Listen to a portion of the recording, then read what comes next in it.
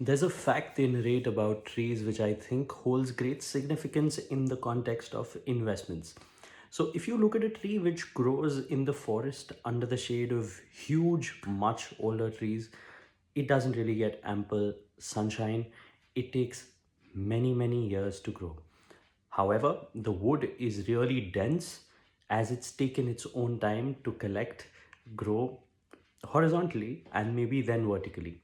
And if you were to look at a tree which grows in a grassland, it gets ample sunshine, there's no shade on it, and it grows vertically at an exponentially high speed in comparison to the tree at the forest.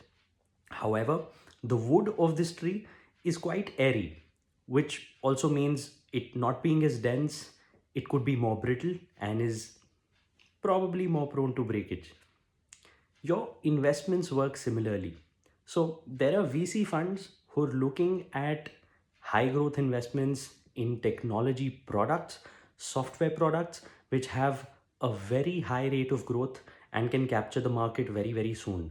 However, you should understand that those VCs are also taking a very high risk with a high amount of money.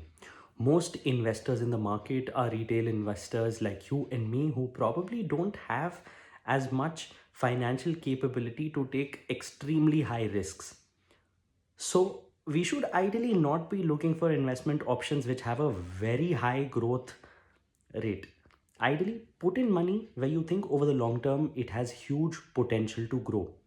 It's just one tip to think of how you would be selecting a portfolio of investments for your equity stocks or even otherwise.